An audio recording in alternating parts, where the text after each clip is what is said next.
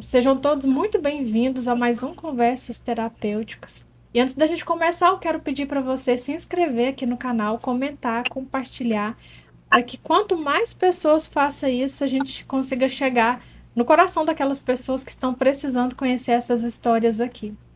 E no episódio de hoje, eu vou falar com uma pessoa que vai trazer uma lição que eu acho que todo mundo precisa aprender.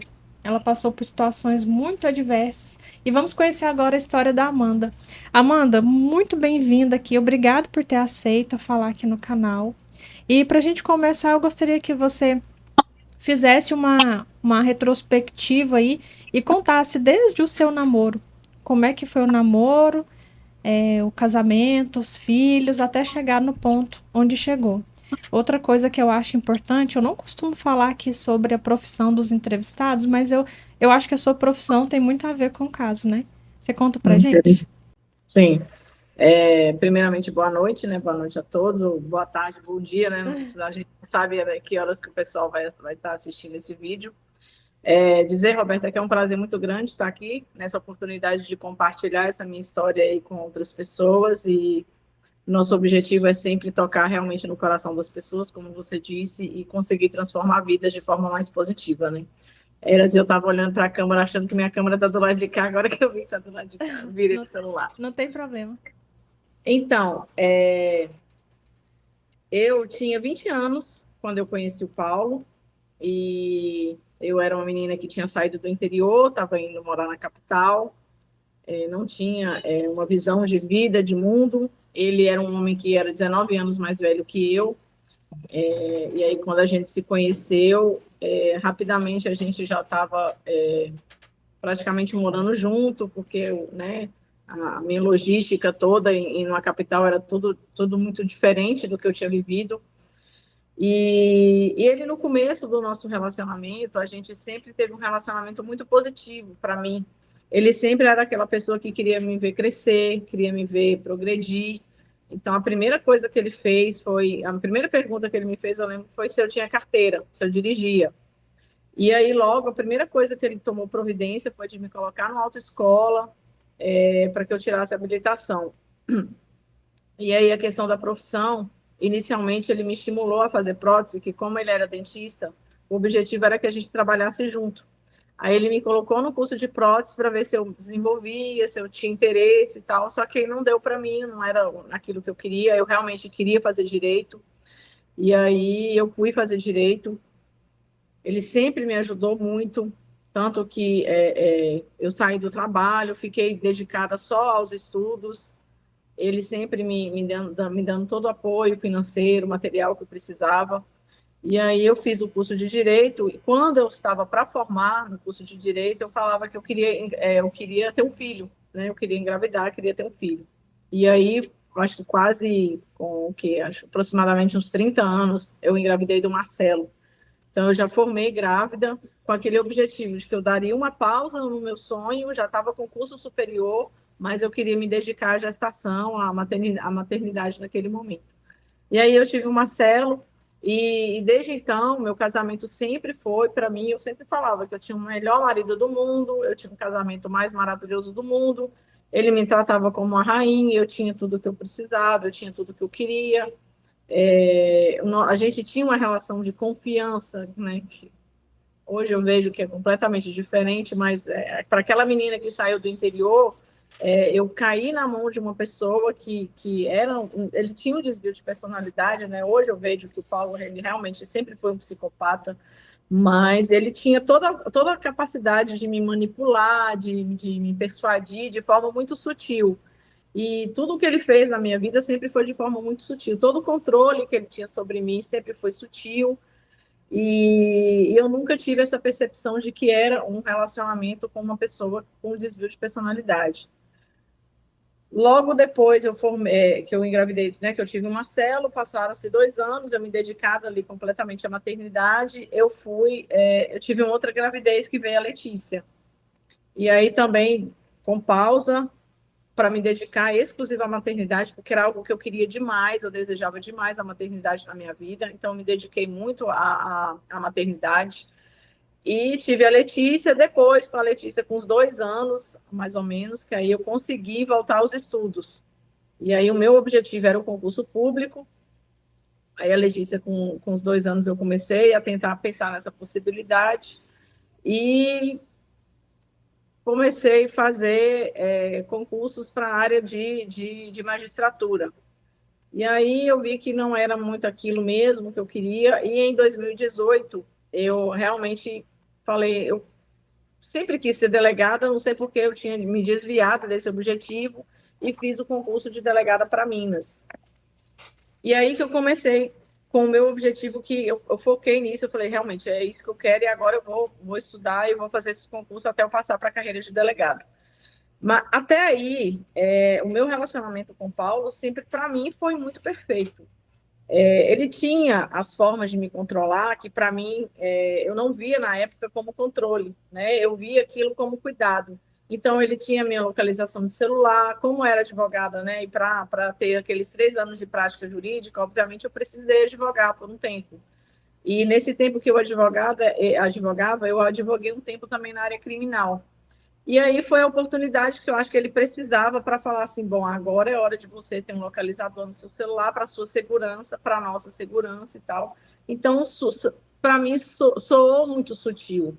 E eu achava que aquilo era uma proteção e uma segurança.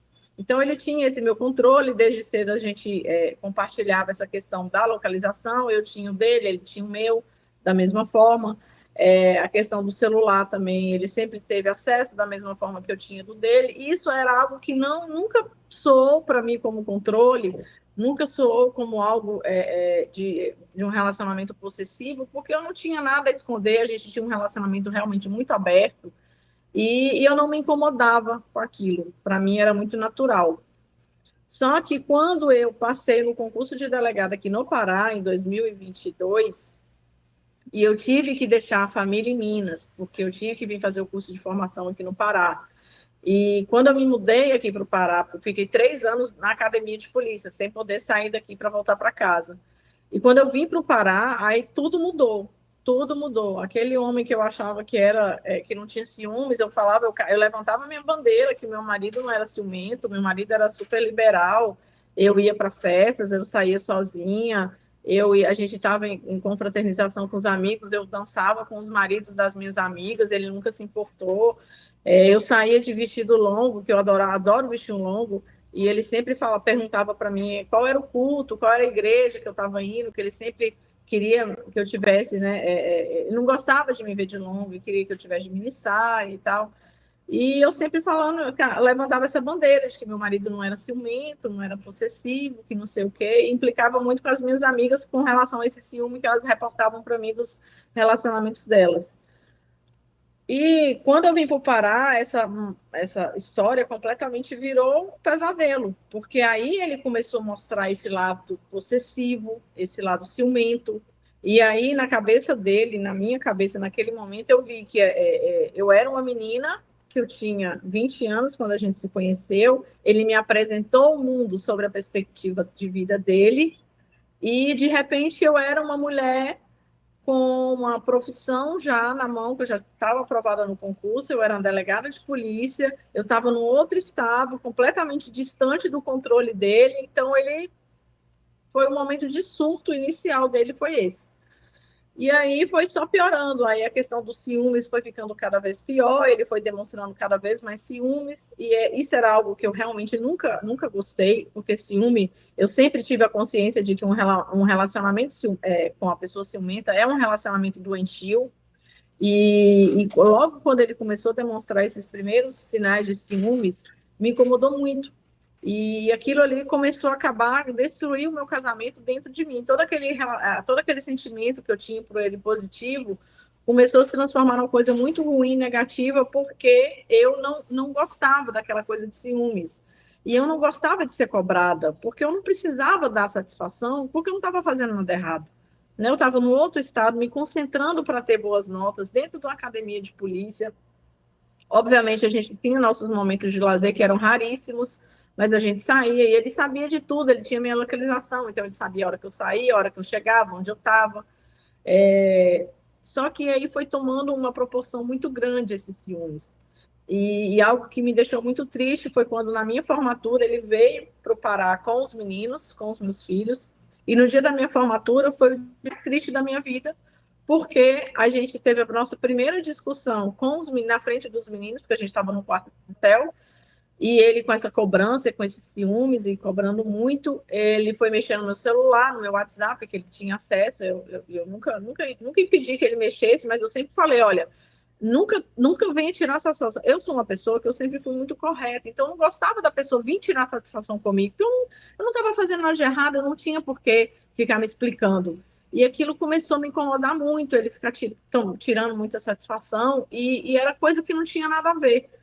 E nesse momento eu falei com ele: olha, a partir de hoje você não tem mais acesso ao meu celular, porque o seu ciúme está ficando cada vez mais doentio, está ficando cada vez ruim, está me prejudicando. Eu estou me sentindo completamente sufocada e não é isso que eu quero para minha vida, não é esse ciúme que eu quero, não é esse tipo de relacionamento que eu quero para mim.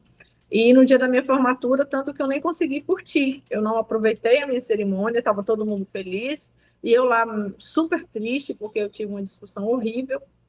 E nessa viagem que ele veio, ele foi embora e falou para mim que ele deixou um bilhete, né, escrito um pedaço, deixou a aliança para trás e falou para mim: olha, você conquistou o seu objetivo, você chegou onde você queria chegar e agora você não precisa mais de mim.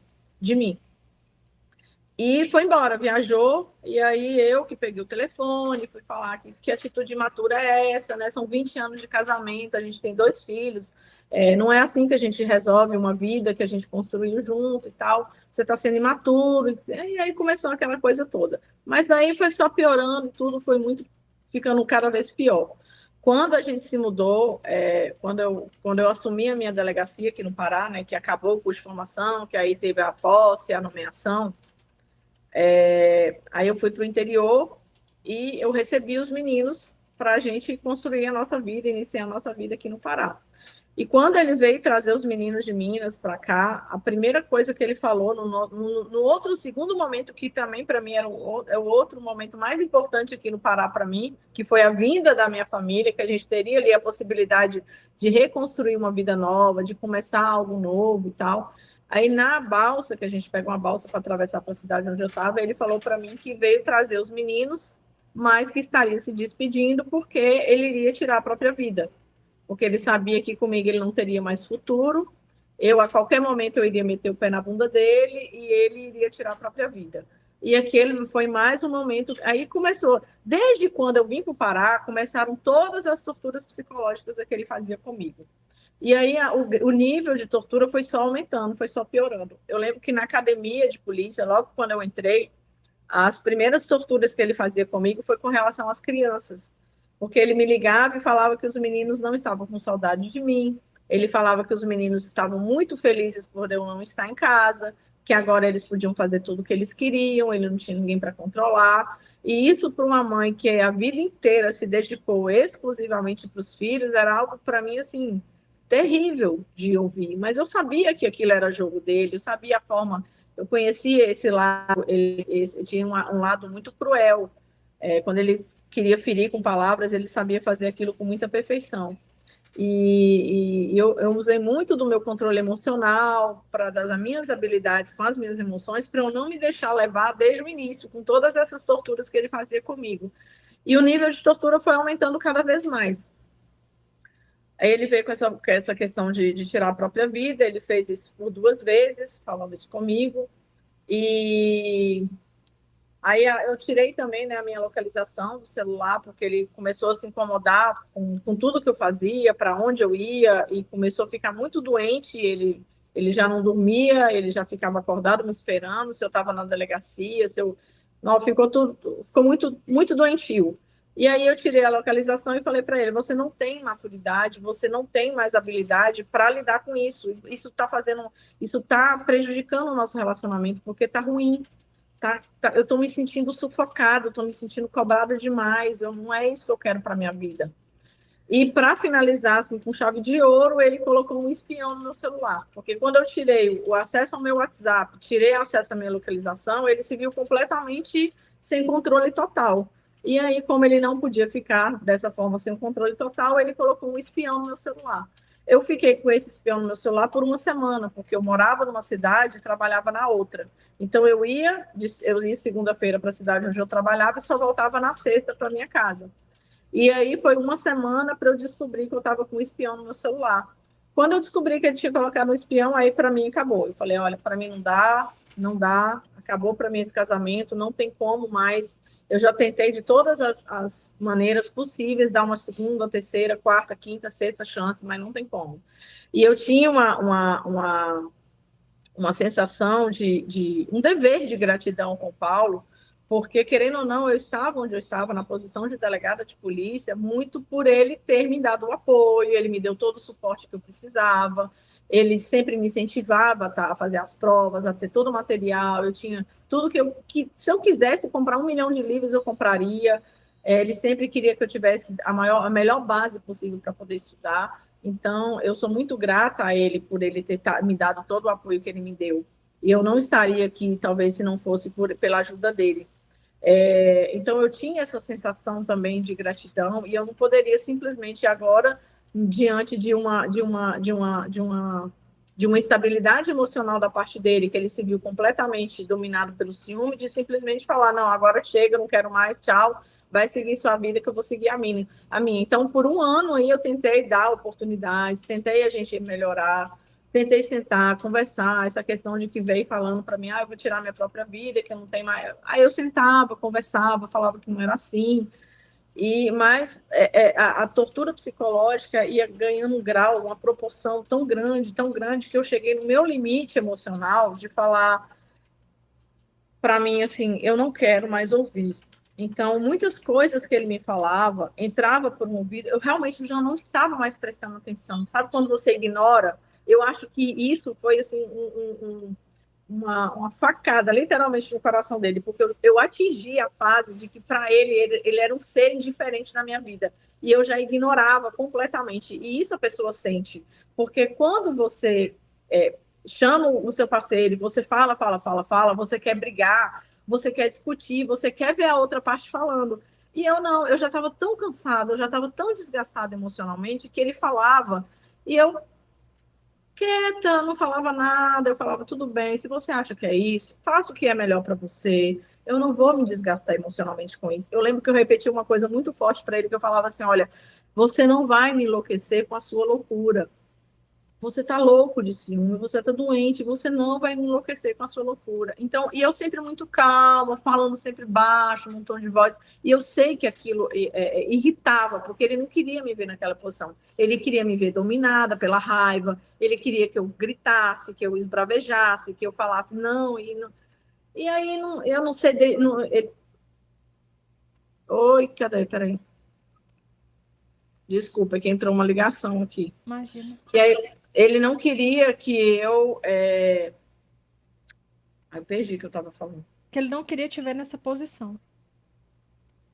De inércia, né? Ele queria Uhum. que eu tivesse ali comprando aquela briga dele, queria que as palavras que ele me falasse, que as torturas que ele me fizesse me abalassem emocionalmente, e não me abalava. Eu sempre trabalhei muito o meu psicológico, trabalhei muito essa questão da inteligência emocional, do meu autocontrole, porque, assim, eu me importava muito com o que as pessoas falavam, porque eu sempre fui muito consciente do que eu sou, de quem eu sou, Sol, de quem eu sou. Então, as coisas que ele falava para mim não me desestruturavam emocionalmente, mas chega uma hora que eu precisei realmente bloquear. Da minha cabeça, a conduta dele em relação a mim estava completamente bloqueada, porque se eu não bloqueasse, eu não teria capacidade de sair de casa e ir para a delegacia, trabalhar, porque não sei, nem me lembro mais se você me apresentou aí como delegada, eu também acabei de Não. esquecer de me apresentar, pois eu sou delegada de polícia, né? Eu sou delegada aqui no estado do Pará, e eu, na época, eu atuava na delegacia da mulher, inclusive. Eu era atendente da DEAN, então fazia atendimento à delegacia da mulher e criança e adolescente também. Então, no meu dia a dia, era mulher sendo agredida, era criança sendo violentada, e adolescente sendo exposta na escola, em WhatsApp e tal. Então, era algo muito perturbador. Então, se eu não me bloqueasse, não teria estrutura emocional para sair de casa e conseguir lidar com aquilo.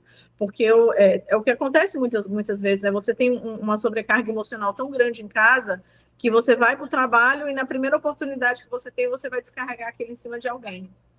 E eu tinha muita responsabilidade com relação a isso.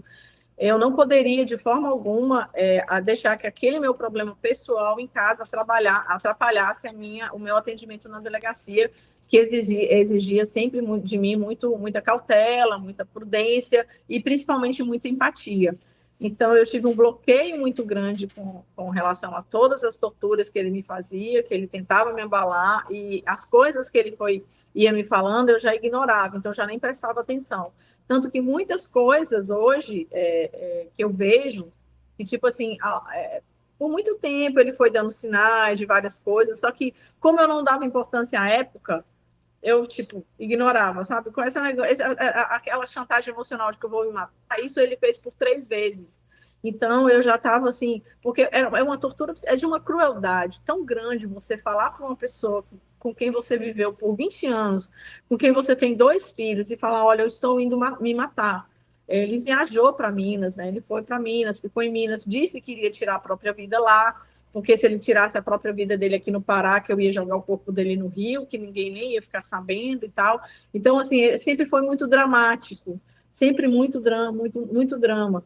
E, e aquilo era de uma crueldade tão grande que ele foi para Minas, aí ele ficava me mandando mensagem o tempo inteiro, falando como que ele ia fazer, como que ele ia tirar a própria vida, que ele ia deixar uma carta, que ele ia ligar para a família, que ele ia ligar para os irmãos tal dia, que ele ia ligar para a filha, que ele tem uma outra filha mais velha que mora em Minas, que ligar para a filha tal dia, tal hora, que não era para fazer isso, que não era para fazer aquilo, que não era para eu levar os meninos em Minas para se despedir dele. E era assim, era doses diárias, era todo dia ele mandava uma mensagem. Então, meu celular era lotado de mensagem e eu nunca respondia, porque não tem como você responder uma coisa dessa. E aquilo ali eu li, eu no meio do meu trabalho, eu recebia lá aquelas mensagens. Ah, olha, lembra de fazer isso, olha, lembra daquilo. Porque, tipo, olha, eu tô indo embora mesmo, eu tô me matando, eu vou tirar minha vida, você vai ficar sozinha, tá bom? Então lembra disso, não esquece daquilo, resolve aquilo outro. E era de uma crueldade, assim, sem tamanho. Aquilo foi me corroendo por dentro de tal forma que eu fiquei literalmente anestesiada, que eu falei, não, eu não vou me entregar para essa dor, porque eu estava em casa, eu tinha os meus filhos para tomar conta, e eu tinha que sair para a delegacia para lidar com mulher violentada, com criança violentada, e eu tinha que ter cabeça. Então, o meu bloqueio emocional diante de toda essa tortura foi muito grande. Hoje eu agradeço muito a Deus, porque eu realmente sei que não há trabalho de inteligência emocional, não há estudo de inteligência emocional que justifique toda a estrutura emocional que eu tive aí nesses últimos anos, nesses 2 últimos anos praticamente.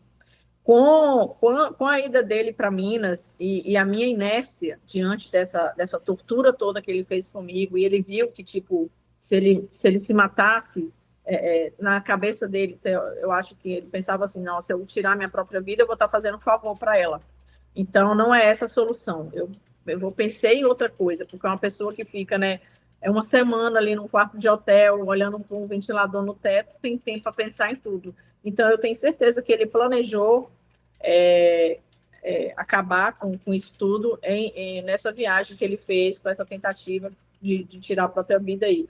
Como ele viu que eu não cedia a esse momento, a essa tortura, que eu não dei corda para ele, tipo, eu não respondia as mensagens. Depois que ele foi embora, eu não mandei mais nada, não falei mais nada com ele.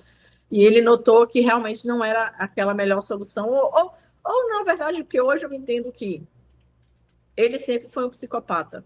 E ele é tão dissimulado que ele simulou ser um doente depressivo. Ele simulou ter uma depressão que ele nunca teve. E ele me deixava preocupada com esse quadro depressivo, mas hoje eu vejo que não tem como. A pessoa nunca foi depressiva. Ele sempre foi muito frio. Eu notava essa frieza, essa falta de empatia, mas é aquilo, você nunca quer acreditar que você dorme ao lado de um psicopata. Então, é meio que inconsciente, você faz aquele bloqueio de não, eu sei que mas não, eu sei que ele é assim, mas não, ele não é um psicopata. Eu sei que ele não tem empatia, eu sei que ele prejudica as pessoas, eu sei que ele não se importa. Não, mas ele não é um psicopata. Então, tem muito disso, porque quando você está em casa, você não quer. E você também não vai ficar estudando 24 horas o comportamento da pessoa com quem está em casa com você. Com essa viagem a Minas, eu acho que ele voltou com a possibilidade de tirar a vida de todo mundo. Eu acho que o plano inicial dele era realmente acabar com todos nós. Ele tinha planejado isso. E aí, quando ele pediu para voltar para minha casa, ele me ligou e falou: Olha, eu queria muito voltar para poder te ajudar, para poder ajudar os meninos, que eu sei que eles precisam de mim e tal, mas eu vou ficar na minha, eu vou ficar numa boa, e eu só quero um tempo para eu me restabelecer, para eu ver o que, que eu vou fazer, para onde eu vou, o que, que eu vou fazer da minha vida e tal. Eu falei, obviamente, eu falei, tudo bem, mas com uma condição, você está depressivo, então você precisa de um acompanhamento psiquiátrico, você precisa de ajuda, você precisa tomar medicação, você vai ter que fazer o acompanhamento com psicólogo, com psiquiatra e tal. Eu falei, não, beleza, eu vou fazer isso e tal. Então, ele voltou com essa condição, voltou dissimulando toda essa questão, tanto que eu lembro que ele foi, né, realmente num psiquiatra, fez uma sessão, aí gravou, queria que eu ouvisse a gravação, eu não ouvi, aí trouxe uma caixa de lítio, que o psiquiatra prescreveu para ele deixava sempre na cozinha, para que eu visse que o lítio estava lá, e ele simulava que tomava, porque obviamente ele não tomava aquela medicação, então ele queria ver que ele realmente estava se cuidando. Como eu trabalhava fora o dia inteiro, não ficava em casa, ele falava que teve sessão com psicólogo, com psiquiatra, pelo WhatsApp, né, pelo celular, porque era online e tal, mas eu não acompanhava isso, porque eu não estava em casa, então não tinha como saber.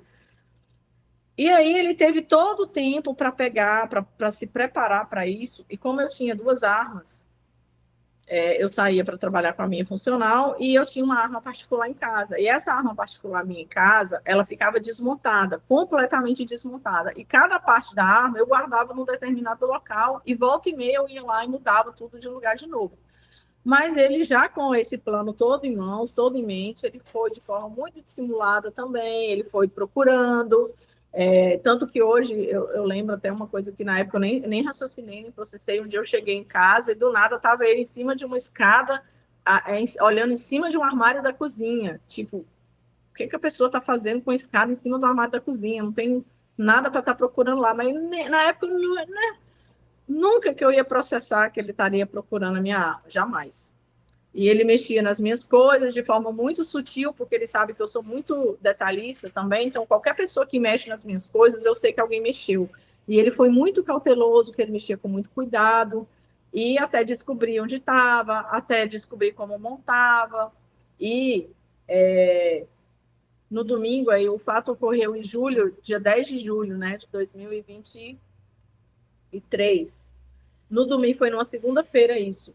No domingo, eu acho que ele tinha planejado acabar com as nossas vidas, todo mundo junto no domingo, tanto que ele vestiu uma roupa que ele nunca tinha vestido antes, e aí ele apareceu para todo mundo lá, disse que estava se despedindo de todo mundo, que ele ia embora para Minas, porque ele era tão dissimulado que ele voltou já com essa questão de me desarmar completamente, porque como policial, como delegada que eu sou, obviamente eu estava sempre com o pé atrás, eu estava sempre né, com cautela e tal, e ele voltou com essa missão de me desarmar da posição que eu estava. Então, ele voltou com essa ideia de ficar falando comigo, olha, besteira aquilo de morte, eu não vou tirar minha vida, isso é coisa de gente covarde, e não estou mais nessa, e falava isso o tempo inteiro, que é algo que hoje a gente acho que quem é terapeuta sabe muito bem, quando a pessoa está no quadro, de repente, do nada, volta com outro completamente diferente, é aí que o alerta tem que ligar mesmo.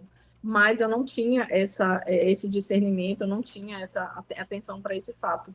Porque eu já estava tão desgastada emocionalmente, porque eu estudei psicopata, eu tenho pós-graduação exatamente em psicologia forense, mas você está tão abalada, tão fragilizada emocionalmente, que as coisas vão acontecendo, e o meu bloqueio emocional já estava tão grande que, tipo, eu me desconectava do mundo externo. Tudo que ele falava, tudo que ele fazia, não entrava, eu não processava, porque eu estava completamente desconectada dele. E ele voltou com essa ideia de que ia, uma semana antes, aí ele falou para mim, olha, eu conversei com a minha família, eu vou voltar para Minas, eles vão me ajudar e tal, então você pode ficar tranquila, você vai ficar em uma boa e, e vai dar tudo certo. Beleza, isso é uma semana antes. Porque ele queria me desarmar justamente para que eu não ficasse com a menor atenção nas condutas dele, porque eu estava crente que ele ia embora para Minas na terça-feira. E no domingo ele aparece com essa roupa diferente e se despedindo de todo mundo. Nesse momento ligou o meu alerta, que eu falei, não, alguma coisa está muito errada aí, porque ele nunca vestiu uma roupa dessa. Ele não vai viajar hoje, a viagem teoricamente é só terça-feira. Por que ele está com essa roupa? Por que ele está se despedindo de todo mundo? Que roupa era? E aí, era uma roupa social, ele não usa roupa social. Ele estava com a camisa vermelha que ele nunca tinha usado na vida, que era uma camisa nova que ele tinha comprado no Natal, mas ele não usou. E ele comprou, usou essa roupa social, ele não era de usar roupa social. Então ele chegou lá com camisa, um sapato também que ele nunca tinha usado, e falando para todo mundo que ele estava se despedindo, que era com aquela roupa que ele ia embora. Nesse momento ligou meu alerta total, eu lembro que eu estava numa festa até, e aí eu estava bebendo com os amigos, aí no momento que ele chegou, foi tão nítido o meu susto, que todo mundo depois falou assim, Amanda, o que aconteceu? Você está branca. Eu fiquei em choque na hora que eu vi.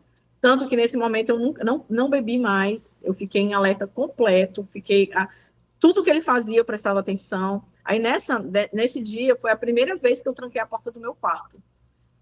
Foi a primeira vez que eu tranquei, eu peguei a minha filha, a gente dormiu junto no quarto, com ela, e eu tranquei a porta do quarto. Saí, eu não durmo com ela, geralmente na segunda-feira, porque como eu saio para trabalhar cedo, para eu não acordar, incomodar e tal, aí eu sempre dormia sozinha e ela dormia no quarto dela, com o irmão. Só que essa noite eu estava com o coração apertado já estava tensa e tal, nervosa, e eu peguei ela para dormir comigo.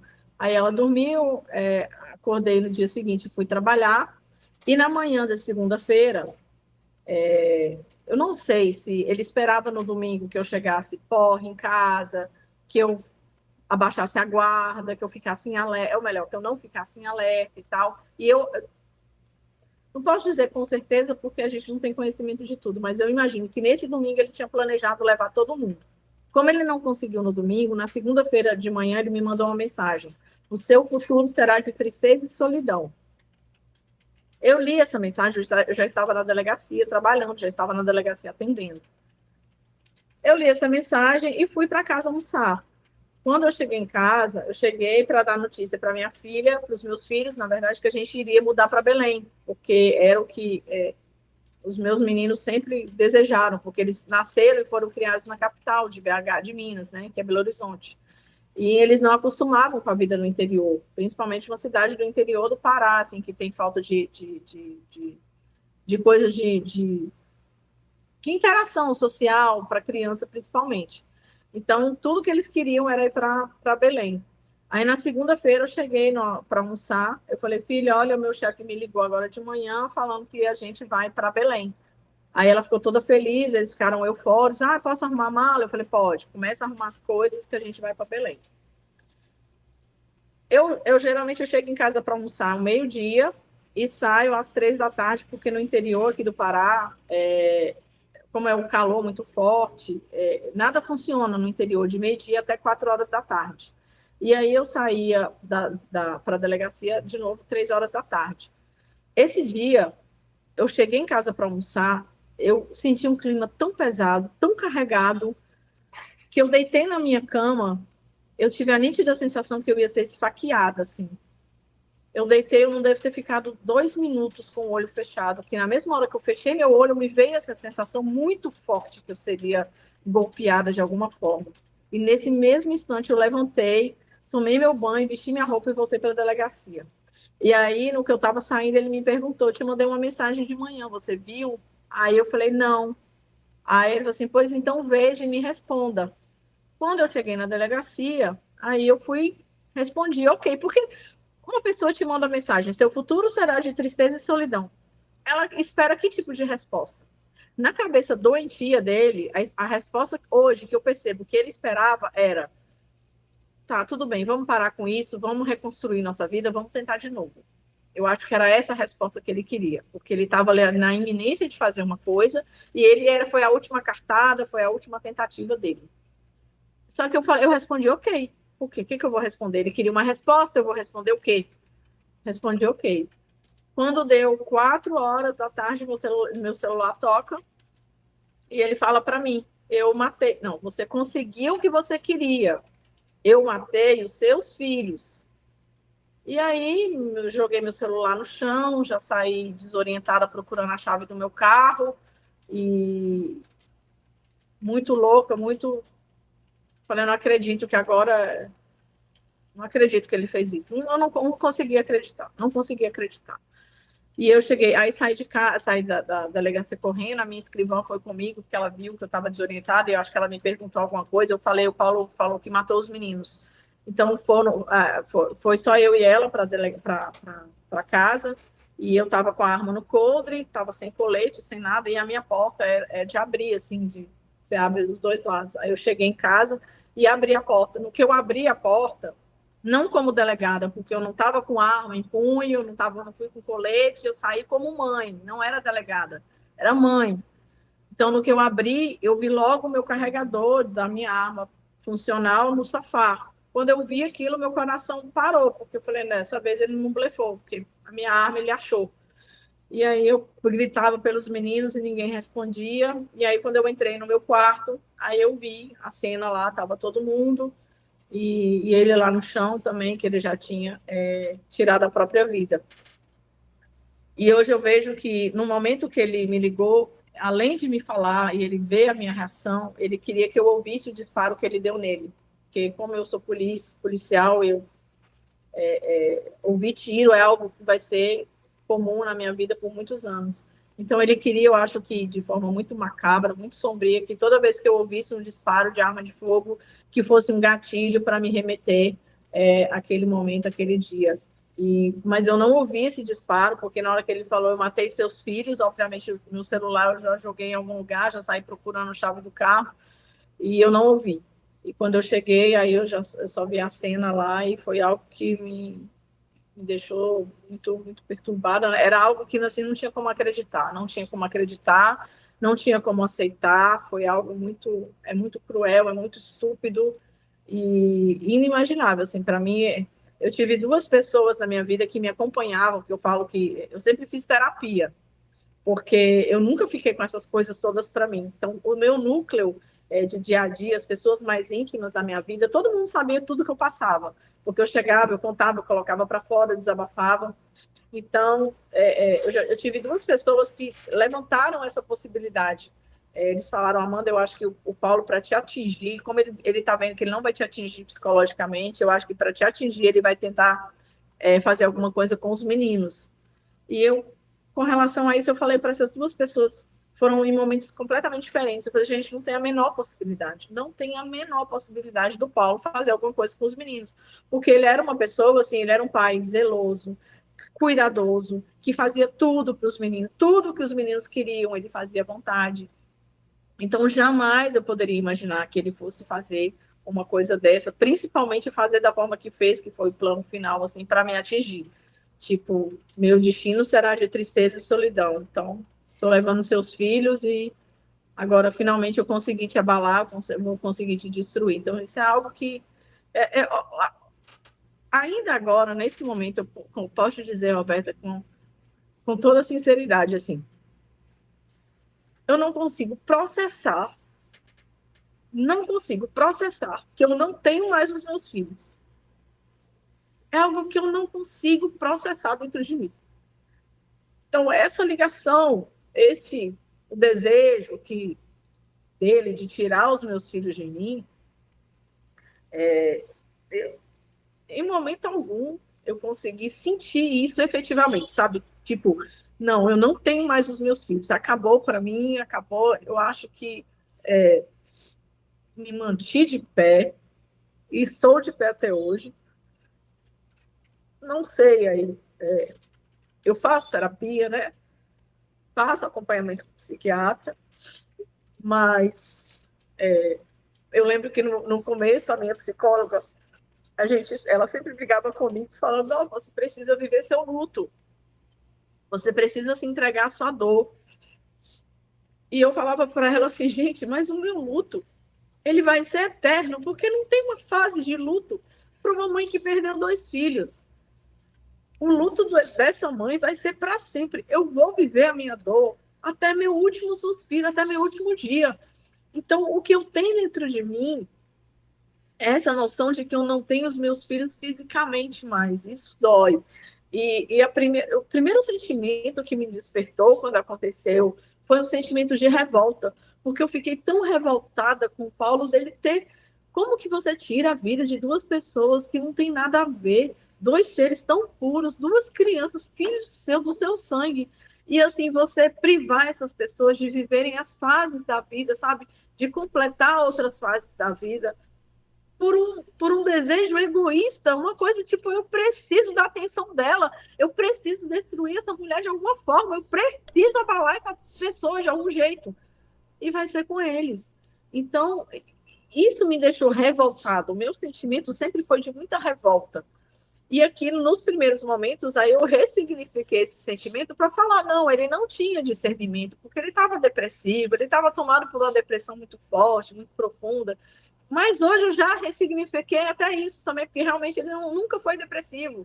Ele sempre foi um psicopata muito frio, muito calculista, porque a pessoa planejar, você planejar tirar a vida da sua família, mesmo que a minha junta, mas você É, planejar tirar a vida dos e seus filhos é algo muito cruel. tem crimes que somente psicopatas podem fazer, né? E esse com certeza é um deles. Uma pessoa que não seja psicopata não tem condição de cometer um crime desse tamanho. Amanda, eu tenho uma série de perguntas para te fazer. Infelizmente, assim, o nosso tempo aqui é curto, é só 1 hora. E 1 hora para falar de assuntos tão complexos é muito pouco, né? Mas eu queria saber um pouco, assim, primeiro, qual que é a idade que seus filhos tinham? A Letícia, 9 anos, e o Marcelo, 12. E nesse inteirinho que vocês passaram aí de dificuldade no relacionamento, qual que era o posicionamento dos meninos? Eles sentiram muito, eles conversavam com você sobre esse assunto? O Marcelo, ele sempre foi muito na dele, né? O Marcelo era muito quieto, muito no canto dele. A Letícia não, a Letícia tinha um carinho muito grande pelo pai e ela sentia muito essa questão do fim do nosso relacionamento. E ela era aquela que falava assim, mamãe, dá uma outra chance pro papai. Eu acho que também ele trabalhava muito a questão da cabeça dos meninos, né? Infelizmente, ele fazia muita tortura com eles. Ficava falando que ia embora, que nunca mais ia voltar, que não sei o quê. E eles sentiam muito isso. Mas a Letícia já estava naquela fase de que ela via algumas cantadinhas no TikTok e ela falava no ouvido dele e falava assim, papai, vai lá, fala para a mamãe agora, fala para a mamãe que ela vai gostar e quem sabe agora vocês vão voltar a ficar juntos. Então ela sempre estimulava a gente a tentar voltar a ficar bem, mas não tinha como. Eu tento não me emocionar, não consigo. E aí, qual foi a cena que você viu? Como é que eles estavam posicionados quando você chegou no quarto? Ai, Porque isso Roberta, também tem. infelizmente é algo que eu estou fazendo uma outra terapia para eu não lembrar desse Não momento. É lembrar, algo né? que eu fico na minha cabeça e esquecer, e eu estou bloqueando isso, porque eu reviver esse momento, para mim, é algo que eu faço todos os dias da minha vida. Eu estou fazendo uma outra terapia alternativa, que é justamente para eu bloquear na minha mente essa cena, porque é algo que me faz muito mal. Desculpa até ter te perguntado, mas porque a gente sabe que quando o psicopata ele pensa as coisas, ele pensa em cada detalhe, né? Até nessa Sim, situação eles pensam. Ele é, pensa em é, cada detalhe. a Letícia, ela estava dormindo, ele realmente deu um sonífero para ela. E ele, eu acho que é porque ele tinha um vínculo muito forte com a Letícia, porque a Letícia era muito carinhosa. Era muito carinhosa. A Letícia era muito parceira dele. E, como eu falei, o Marcelo era, como era uma adolescente já, já era mais desligado, ficava no mundinho dele. Mas a Letícia não, a Letícia se envolvia, estava junto. Então a Letícia ele colocou para dormir. E ele não conseguiu, ele deu os disparos em cima de travesseiro, edredom e tudo. Agora, o Marcelo, infelizmente, ele olhou na cara do filho dele e conseguiu dar um disparo aí no próprio filho. Eu concordo com você quando você fala assim que o luto é eterno. Isso é para qualquer mãe, né? Quem é mãe, acho que por isso que eu me Com emociono certeza. tanto. Eu sou mãe também, tenho 2 filhos. E a gente se emociona muito com mães que perdem filhos, mas eu acho que a forma com que foi, acho que é a pior de tudo, né? Porque quando tá doente, você sabe, né, que a pessoa tá doente, né? Que foi a gente que acredita no que transcende a matéria, a gente fala, olha, é, tinha que ser assim, né? Deus estava preparando isso, tem um propósito maior nisso. Agora, quando é alguém que é o próprio pai que vai lá, tira a vida dos próprios filhos, é uma coisa inimaginável, né? É muito cruel. Eu estava ansiosa para conversar com você, Amanda, porque eu te acompanho lá no Instagram e, e eu acho que você tem feito um excelente trabalho de ressignificação, né? Eu vejo as coisas que você posta, eu vejo você tentando seguir a vida e é o melhor que você pode fazer, né? Sim, Não cumprir aquilo que ele determinou para sua vida. jamais, jamais. É, porque você não tem como voltar ao passado e fazer uma nova história, né? Você tem que fazer uma nova Sim, história a partir de agora. Mas sim. e se você pudesse voltar atrás? Você acha que em algum momento você poderia ter feito algo, pelo menos para os seus filhos não ter ido? Roberta, eu acho o seguinte, só tinha uma coisa que ele queria, não perder esse relacionamento. Então, eu poderia sim ter optado por me ser uma mulher infeliz para manter um casamento infeliz com o objetivo de proteger minha família. Mas talvez eu não processaria isso, porque eu sempre imaginei que ele poderia tirar minha vida, sempre, sempre, sempre, sempre. Mesmo Mas antes? nunca, não, depois Ah, com a tá. nossa crise, né? Com a Uhum. nossa crise, eu imaginei que ele poderia tirar minha vida, mas nunca dos meninos. Então, eu tinha esse temor, mas eu não me sujeitaria a viver, a prorrogar, porque eu acho que o fim estava escrito, seria esse fim, assim, seria o fim seria esse. Então, eu iria prorrogar essa data, Aham. entendeu? Seja da minha morte, seja da morte de todo mundo junto, eu estaria só prorrogando, porque aquilo ali na cabeça dele, o dia que ele me perdesse, ele não aceitaria me perder. Então, o nosso fim seria esse. Então, eu não sei se queria prorrogar aquele sentimento, aquele sofrimento, porque já estava tão sofrido para mim, e principalmente começou a ficar muito ruim para mim quando eu percebi que ele estava fazendo tortura psicológica com os meninos. Porque eu falava com ele, olha, eu aguento, pode vir em cima de mim, que eu sou casca dura, pode vir que eu aguento. Agora, nas crianças, mexer com a cabeça, o emocional das crianças, aí não dá, para mim não dá. É. E aí foi ficando cada vez pior por conta disso. Isso é uma pergunta que eu te faço, assim, porque eu acho que é a sensação que todo mundo tem quando acontece uma tragédia dessa, né? E eu acho que a gente tem que se libertar dessa culpa, dessa responsabilidade, porque quando uma pessoa quer fazer, não tem ninguém que possa Não impedir. tem Não como. tem. Você só estaria prorrogando. Só Qualquer coisa que eu prorrogando. fizesse, eu estaria só prorrogando. Esse eu acho que é um dos maiores ensinamentos, porque as pessoas se culpam muito, principalmente quando é um caso de suicídio, por exemplo, né? Ah, o que que eu poderia ter feito para evitar? Olha, não tá na sua, você não pode querer controlar aquilo que o outro faz, né? A gente não tem esse controle. Então, infelizmente, a pessoa ia fazer de um jeito ou de outro. E Sim, esse verdade. caso aí parece que realmente ele estava muitíssimo determinado a fazer. Tava assim.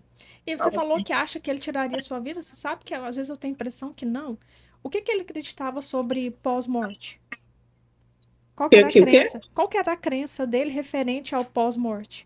Não, ele estava igual eu. Na época dos fatos, tanto ele quanto eu, a gente não acreditava nessa figura divina aí, porque eu passei uma fase na igreja evangélica, mas as coisas que foram acontecendo, tive vários fatores que me distanciaram assim de Deus, e tanto que no fato, na época do fato, nem Deus eu culpei, porque eu não acreditava na existência dele, então Ele eu também culpei não. até Deus disso, porque ele também não. Então, para ele É, acabaria aqui mesmo. sim, isso me leva a crer que eu acho que ele não queria a sua vida fosse embora.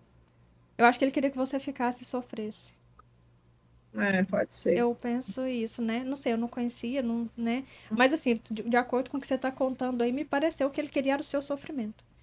E Sim. talvez, assim, se ele não acredita em algo que transcende a matéria, talvez ele pensou, se ela morrer, vai acabar.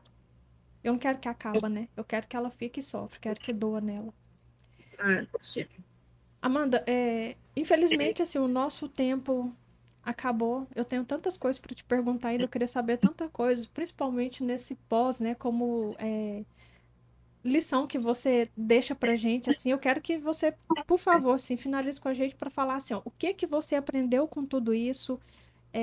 Qual que é o meio que você está utilizando para ressignificar e o que que você pode deixar para as pessoas que estão passando por situações tão difíceis e extremas como você passou? A primeira lição que eu tirei disso é que realmente eu sou um ser evoluído. Eu sou um espírito evoluído. Hoje, depois do fato, eu fui para o Espiritismo, né? Eu já me reconciliei com Deus e estou no Espiritismo, é algo que me dá uma força e me dá um amparo muito grande. O Espiritismo, para quem perde um ente querido, é uma doutrina, assim, fenomenal. E é um porto seguro para a gente. E eu, estudando o Espiritismo, eu realmente acredito que sim, eu sou um espírito evoluído, porque para ter o controle emocional que eu tive, que eu tinha e que eu tenho até hoje para estar de pé, para lidar com essa situação toda, realmente não é qualquer pessoa, não é qualquer espírito, isso vem de outras coisas. Eu nunca tive esse sentimento de ódio, nunca odiei o Paulo, inicialmente, igual eu falei com você, que eu tive um sentimento de revolta, mas logo ressignifiquei para depressão, aí então ficou aquele sentimento, não vou culpar porque ele estava doente, aí depois eu descobri que realmente não, ele não estava doente, ele era um psicopata. Mas eu nunca senti ódio do Paulo, já perdoei o Paulo, peço perdão não, já perdoei ele, peço a Deus que ajude ele a encontrar o caminho dele, que eu sei que vai ser um caminho de sofrimento por longos e muito longos anos aí para frente, mas eu não tenho esse rancor, não tenho esse sentimento pesado, e eu acho que o que mais prejudica a pessoa em luto é o sentimento de raiva, de ódio do agressor, né? E também o sentimento de remorso. Eu não tenho remorso, eu não tenho remorso no meu coração pelo simples fato de que eu fui a melhor mãe que eu poderia ter sido e eu fui a melhor esposa que eu poderia ter sido por 20 anos. Eu vivi com os meus filhos intensamente, cada ano da existência deles. A gente não tem memória de momentos ruins. Eu tive, graças ao bom Deus, eu não tive com os meus filhos luta por doença, luta por qualquer tipo de dificuldade. A gente sempre viveu de forma muito harmoniosa, de forma muito intensa a vida. Eles nunca foram privados de viver nada, então eles viviam tudo de forma muito intensa, curtiram muito a vida, muito, muito, muito. Eu falo que a gente tem uma ligação muito forte com a água, e realmente nossos momentos de lazer, todos aí mais intensos, estavam ligados à água, era piscina, era clube, era praia e tal. Então, eles viveram muito felizes, eles foram muito felizes, e eu vivi a maternidade de forma muito intensa. Eu não deleguei a maternidade, a criação dos meus filhos para ninguém. Eu fui mãe por 12 anos. Então, esse sentimento de remorso, eu acho que é o que atrapalha muito as pessoas a lidar com o luto. Porque quando você se sente culpado por não ter feito mais, por não ter amado mais, por não ter cuidado mais, isso é algo que vai realmente corroer a pessoa. E a mensagem que eu deixo para todo mundo é: se desapegue desses sentimentos ruins, porque esse sentimento negativo, de ódio, de rancor e de remorsos, isso só traz prejuízos para a sua vida espiritual, para o seu espírito, até realmente para aqueles que já foram. Eu sei que aí tem pessoas que perdem seus entes queridos e não conseguem lidar com essa dor e acabam se entregando para um sentimento de tristeza muito profundo. E hoje eu te afirmo, esse sentimento de tristeza muito profundo aqui atrapalha esse ente querido que você perdeu, porque ele fica triste. Com a sua tristeza, ele está triste lá no outro plano, e você precisa ficar bem aqui para você cumprir a sua missão. Deus tem um propósito para tudo, Deus sabe de todas as coisas. O que aconteceu na minha vida tinha que acontecer, não necessariamente aconteceria dessa forma tão cruel como aconteceu, mas aconteceria de uma forma ou de outra. Então, aceitar o propósito de Deus, é confiar em Deus, porque Deus tem um plano para todos nós na vida deles. E os meus filhos, eles cumpriram a missão deles aqui na Terra. O meu sentimento inicial, né, que foi de, eles foram privados de concluir outras fases da vida, mas hoje eu falo, tudo bem, essa era a missão que eles tinham, então eles foram cedo, e que bom que eles já estão livres dessa crueldade humana aqui, já estão protegidos lá no reino de Deus, longe de toda essa maldade, mas eles cumpriram a missão deles e eles viveram intensamente cada ano da vida deles. Então, desapeguem desses sentimentos ruins e parem de ficar deixando para depois. Não vivam depois, não vivam amanhã, vivam hoje. Então, ame hoje, perdoe hoje e abrace agora, porque é esse momento que você tem. Porque amanhã, se você perder esse ente querido aí, não adianta você ficar se lamentando e ficar sofrendo, porque isso só vai fazer mal aí para quem já foi para o outro plano. Sim. Amanda, muitíssimo obrigada, viu, por você ter vindo aqui dar a sua contribuição, né? Eu tenho certeza que muita gente vai aprender muito com o que você falou. Eu aprendi muito com o que você falou. E eu quero falar duas lições que eu tenho aprendido aqui que eu acho que é importante. Primeira lição, que a sua espiritualidade te salva. Todas as pessoas conseguem ressignificar alguma coisa, ela desenvolveu a espiritualidade dentro dela de alguma forma, independente de religião. Não falamos de religiosidade, mas de espiritualidade. E segundo ponto, amar as pessoas, porque todas as mães que estiveram aqui, nenhuma delas sabia que aquele dia era o último dia de seus filhos. Sim. Né? Então a gente tem que pensar antes de dar vazão à falta de paciência, né? A raiva, guardar rancor, mágoa, porque a gente nunca sabe. Sim. Obrigada mesmo, viu, Amanda? Foi um prazer, Roberta. Conte comigo aí, precisando, estamos aí. Obrigada. Eu quero agradecer vocês também que estiveram presentes aqui com a gente. Espero que você também tenha aprendido tanto quanto eu e se emocionado tanto quanto eu também.